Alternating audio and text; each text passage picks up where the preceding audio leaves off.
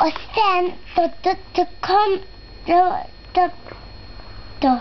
vet du vad som hände? Då var det en soldat, han som körde, han kunde inte hoppa bakåt eller sida. Framför han då var det ett flygplan och han såg inte, så han hoppade framifrån, så han landade i stupet och då var det en stor vind och han spolade ner och det var andra som tog ett snöre från lastbilen och försökte rädda. Och sen då försökte Mats och Henry, men det gick inte för då åkte de ner vid vinden. Vattnen vid vinden. Var den slut där?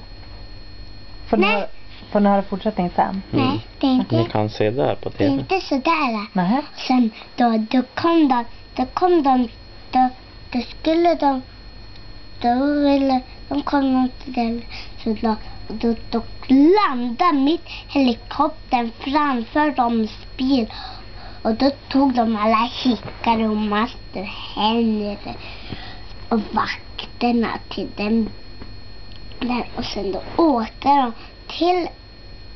till ett fängelse och där fick de sitta. För om det, vet du hur prinsesstårta va? Där rosen satt, det var ett hål. Och så då den bara stoppade ner. Och sen då gick med lägenheten. Och sen då tog han toalett. Det som man tvättade toaletten med. Toalettborsten. Ja, då gick han med dem i taket och så låter så här från köket. Ja, jag ska med på en del, sa han Mats. Och han då såg Henry på det. Och då kom ju Mats. Han klättrade upp från och så sa han så här, slopp. Och Henry han bara där, vad är det? Och då var det så här.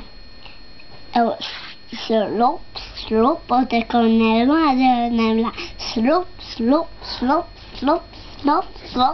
Och så kom det. Sen då var de på möte. Och här stod det. Då sa han så här. Jag hittar på en idé, sa Henry. Och då sa han så här. Vi kan göra ett möte om